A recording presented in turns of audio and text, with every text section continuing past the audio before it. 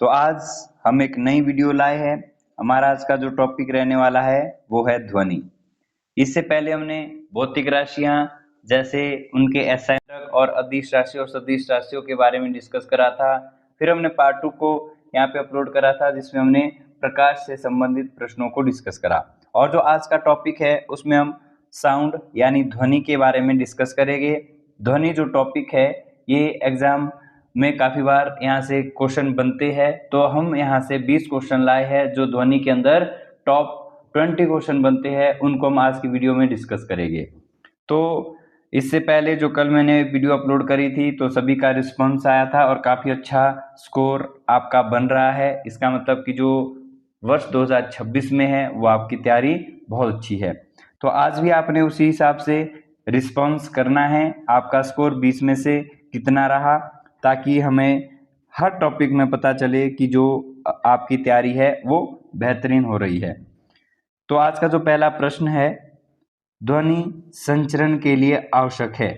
यानी संचरण का मतलब होता है कि ध्वनि बहने के लिए या चलने के लिए जरूरी क्या है, आवश्यक क्या है। केवल ठोस माध्यम है, भौतिक माध्यम है, निर्वात है या केवल द्रव माध्यम है। तो मैं आपको ये चीज बता दूं कि जो ध्वनि है वो ट्रेवल करती है कैसे। ठोस में ट्रेवल करती है, द्रव में भी ट्रेवल करती है और बात करें तो गैस में भी ट्रेवल करती है। यानी जो ध्वनि है ठोस द्रव गैस तीनों अवस्था में ट्रेवल करती है, बहती है।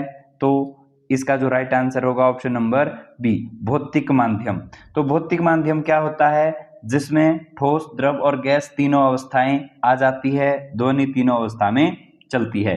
अगर आप यहाँ पे ऑप्शन ए देखोगे, इसमें कहा गया है केवल ठोस माध्यम, तो जरूरी नहीं है कि जो ध्वनि है वो सिर्फ ठोस में चलती है।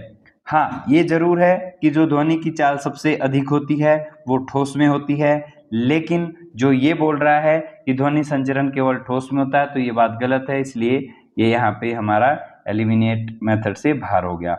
निर्वात में जो ध्वनि की चाल है वो शून्य होती है, जीरो होती है, यानी जो निर्वात में है वो ध्वनि ट्रेवल नहीं करती।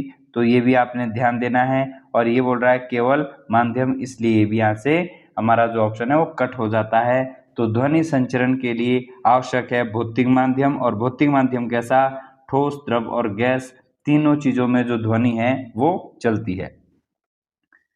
ध्वनि की चाल सबसे अधिक होती है वायु में, जल में, लोहे में या निर्वात में। तो जो ध्वनि की चाल सबसे अधिक होती है वो होती है लोहा यानी ठोस में।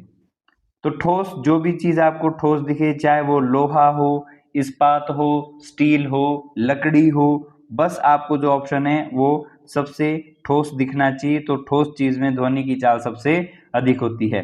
अगर हम सीक्वेंस की बात करें तो जो ध्वनि की चाल सबसे अधिक है वो ठोस में होती है, ठोस के बाद द्रव में होती है और द्रव के बाद किस में होती है, गैस में होती है। तो गैस में कैसी होती है ध्वनि की चाल, सबसे मंद होती है, सबसे धीमी होती है। तो ये इस बात का आपने ध्यान रखना है। ध्वनि तरंग होती है। ध्वनि किस प्रकार की तरंग है। अब तरंगों के बारे हमने देखा कि कल के इसमें हमने डिस्कस करा कि प्रकाश किस प्रकार की तरंग है। तो जो प्रकाश है वो अनुप्रस्थ तरंग थी, तो यहाँ पे ध्वनि कैसी हो जाएगी, अनुदैर्घ्य तरंग, यानी ऑप्शन नंबर बी। ध्वनि कैसी है, ये लॉन्गिट्यूडनल वेव है यानी अनुदैर्घ्य तरंग है। तो इस चीज का आपने ध्यान रखना है।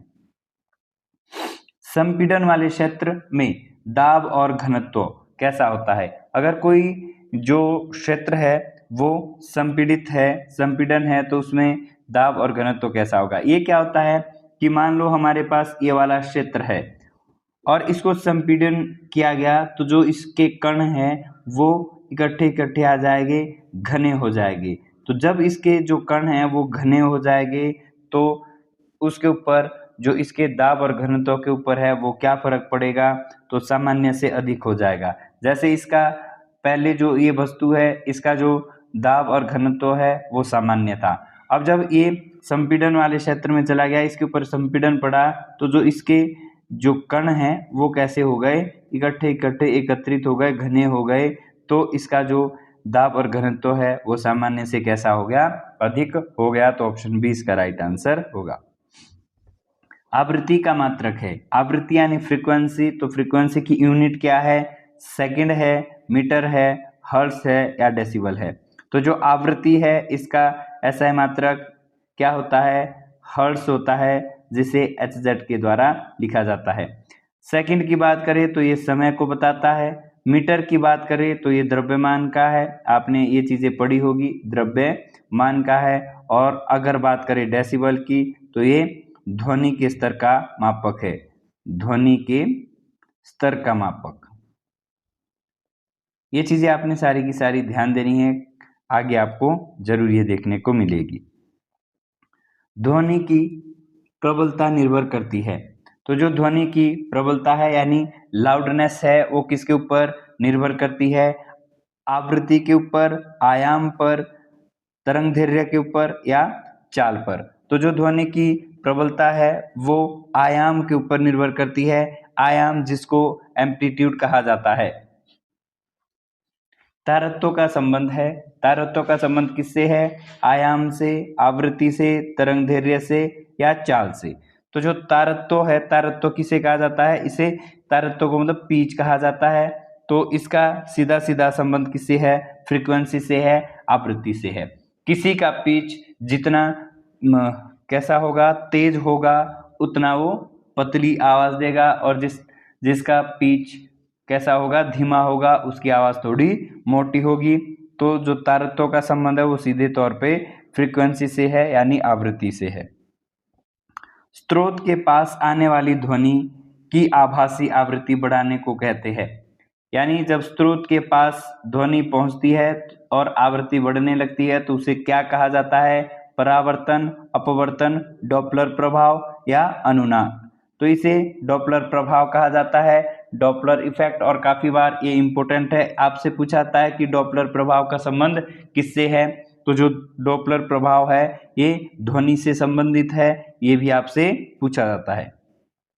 चंद्रमा पर दो अंतरिक्ष यात्री बात नहीं कर सकते हैं, क्योंकि अगर चंद्रमा के ऊपर अंतरिक्ष यात्री है और वो आपस में बात करें तो उन्हें एक दूसरे की बातें सुनाई नहीं देती है। इसका कारण क्या है? गुरुत्व कम है, वायुमंडल नहीं है, ध्वनि के लिए माध्यम नहीं है, तापमान बहुत कम है या ध्वनि की चाल बहुत कम है। तो ध्यान देना, चंद्रमा के ऊपर वायुमंडल नहीं है, जिसके कारण वहां पर ध्वनि को चलने के लिए माध्यम नहीं मिलता। हमने ये चीज पढ़ी है कि जो ध्वनि है इसको चलने के लिए माध्यम की आवश्यकता पड़ती है। तो चंद्रमा के ऊपर क्या है? ध्वनि ट्रेवल नहीं करती है। 20 kHz से अधिक आवृत्ति की ध्वनि कहलाती है। यानी 20,000 हर्ट्ज से जो अधिक ध्वनि है इसे क्या कहा जाता है? अपश्रव्य कहा जाता है, श्रव्य कहा जाता है, पराश्रव्य कहा जाता है या अवध्वनि कहा जाता है। तो आपने ध्यान देना है कि जो भी हमारी 20,000 हर्ट्ज से अधिक ध्वनि होगी उसे क्या कहा जाता है? उसे कहा जाता है पराश्रव्य ध्वनि, यानी ऑप्शन नंबर सी। हाथी किस प्रकार की ध्वनि उत्पन्न कर सकता है जिसे मानव नहीं सुन सकता? तो मानव किस ध्वनि को नहीं सुन सकता? तो वो है अपश्रव्य ध्वनि। अपश्रव्य ध्वनि, अपश्रव्य ध्वनि कौन सी है? जिनकी आवृत्ति 20 Hz से कम होती है। तो जिसकी आवृत्ति 20 Hz से कम हो उसे अपश्रव्य ध्वनि कहा जाता है और इसको मानव नहीं सुन सकता। पराश्रव्य ध्वनि का उपयोग नहीं होता, पराश्रव्य ध्वनि का उपयोग नहीं होता। किसके अंदर नहीं होता? बात करें सोनार की, अल्ट्रासाउंड की, बर्तनों की सफाई की या रेडियो प्रसारण में। तो मैं आपको बता दूं कि सोनार, अल्ट्रासाउंड और बर्तनों की सफाई, इसमें हम पराश्रव्य ध्वनि का इस्तेमाल करते हैं। जहां नहीं करते किसमें नहीं है? रेडियो प्रसारण में। क्योंकि जो रेडियो प्रसारण है इसमें विद्युत चुंबकीय तरंगे यानी जो इलेक्ट्रोमैग्नेटिक वेव है उसका प्रयोग किसमें करा जाता है? रेडियो प्रसारण में करा जाता है। तो इस चीज का आपने ध्यान देना है। सामान्य मानव कान के लिए श्रव्य यानी ऑडिएबल ध्वनि की आवृत्ति या परास, यानी परास को क्या कहा जाता है? रेंज क्या है? इसमें सीधे तौर पे ये बोला जा रहा है कि जो श्रव्य ध्वनि है उसकी आवृत्ति कितनी होती है। तो आपने यहाँ से समझ लेना है। मैं आपको थोड़ा सा यहाँ पे कंसेप्ट बता दूं कि जो हमारी ध्वनि है, ध्वनि इसके 3 प्रकार होते हैं। एक होता है अपश्रव्य, दूसरा होता है श्रव्य और तीसरा होता है पराश्रव्य। पराश्रव्य। तो जो अपश्रव्य ध्वनि तरंग है इसकी जो आवृत्ति है यानी इसकी जो रेंज है, जिसको आप बोल सकते हैं आवृत्ति परास यानी फ्रीक्वेंसी रेंज, ये होती है 20 Hz से कम। इसको मानव नहीं सुन सकता। फिर आती है श्रव्य, जिनको मानव सुन सकता है। इनकी आवृत्ति क्या होती है? 20 हर्ट्ज से 20,000 हर्ट्ज तक होती है। कौन सी? श्रव्य। फिर है पराश्रव्य, इनकी जो आवृत्ति है वो 20,000 हर्ट्ज से ऊपर होती है। तो ये आपने फ्रीक्वेंसी के तौर पे ध्यान देना है कि जो अपश्रव्य ध्वनि तरंग है इनको मानव नहीं सुन सकता, श्रव्य को सुन सकता है और पराश्रव्य से बहरा हो जाता है। और यहाँ पे इनकी मैंने आपको आवृत्ति भी बता दी कि आवृत्ति परास यानी इनकी फ्रीक्वेंसी रेंज कितनी है। अपश्रव्य की 20 हर्ट्ज से कम होती है, श्रव्य की 20 हर्ट्ज से 20,000 हर्ट्ज तक होती है और पराश्रव्य की 20,000 हर्ट्ज से अधिक होती है। तो यहाँ पे कौन सा पूछा गया था? सामान्य मानव कान के लिए श्रव्य कौन सी है? तो ये है ऑप्शन नंबर बी, 20 हर्ट्ज से 20,000 हर्ट्ज तक। तापमान बढ़ने पर वायु में ध्वनि का वेग कैसा हो जाता है? कि जब किसी भी मीडियम का यानी माध्यम का ताप बढ़ जाए तो उसमें जो ध्वनि है वो भी बढ़ जाती है। तो ऑप्शन बी यहाँ पर हमारा जो राइट आंसर है वो हो जाएगा। नेक्स्ट क्वेश्चन, डॉक्टरों द्वारा स्टेथोस्कोप में ध्वनि का कौन सा गुण उपयोग किया जाता है? जो डॉक्टरों के पास स्टेथोस्कोप होता है जिससे हृदय की धड़कनों को मापा जाता है या सुना जाता है, उसमें किसका प्रयोग होता है? अपवर्तन का, परावर्तन का, विवर्तन का या प्रकीर्णन का? तो इसका राइट आंसर होगा परावर्तन, ऑप्शन नंबर बी। सोनार का पूरा नाम क्या है? तो सोनार का फुल नेम अगर आपसे पूछा जाए ये होता है sound navigation and ranging sound and noise analyser system of navigation at range या सोनिक नेविगेशन एंड रेंजिंग। तो जो सोनार का फुल नाम है वो है sound navigation and ranging, option number A. ध्वनि की तीव्रता यानी लाउडनेस किस में मापी जाती है? तो जो ध्वनि की तीव्रता है ये किस में मापी जाती है? डेसिबल में। और डेसिबल को किस प्रकार से लिखा जाता है ये भी आपने ध्यान देना है, डीबी करके, डेसिबल। तो ध्वनि की जो तीव्रता है इसका मापक कौन है? डेसिबल है। चमगादड़ रात में अंधेरे में उड़ते समय, शिकार करते समय किस प्रकार की ध्वनि तरंगों का उपयोग करते हैं? ये वेरी वेरी इंपॉर्टेंट क्वेश्चन है। आपसे पूछा जाता है कि जो रात के समय है वो चमगादड़ किन ध्वनि का प्रयोग करते हैं उड़ने के लिए? तो ये करते हैं अल्ट्रासोनिक वेव यानी पराश्रव्य तरंगों का, पराश्रव्य तरंगों के द्वारा चमगादड़ रात को उड़ते हैं। वायु में ध्वनि का वेग लगभग कितना होता है? यहाँ पे लगभग शब्द का प्रयोग किया गया है तो वो होगा 330 मीटर प्रति सेकंड। ऐसे जो हम बात करें वायु में ध्वनि की चाल वो 332 मीटर प्रति सेकंड होती है। तो ये ऑप्शन में नहीं है, तो 330 मीटर प्रति सेकंड यहाँ पे राइट आंसर होगा। पराश्रव्य तरंगों की आवृत्ति कितनी होती है? तो पराश्रव्य तरंगे हमने पढ़ा कि पराश्रव्य कौन सी होगी? जिनकी आवृत्ति 20,000 हर्ट्ज से अधिक होगी, ऊपर होगी। तो यहाँ पे 20,000 हर्ट्ज से अधिक ऑप्शन नंबर सी में दिया गया है।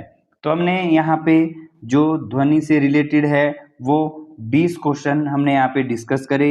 20 में से आपका स्कोर क्या रहा ये आप जरूर हमें कमेंट बॉक्स में बताएं। वीडियो कैसी लगी तो ये भी हमें कमेंट बॉक्स में बताएं और इस वीडियो को अधिक से अधिक शेयर करें। मिलते हैं नेक्स्ट टॉपिक में। जय हिंद, जय भारत।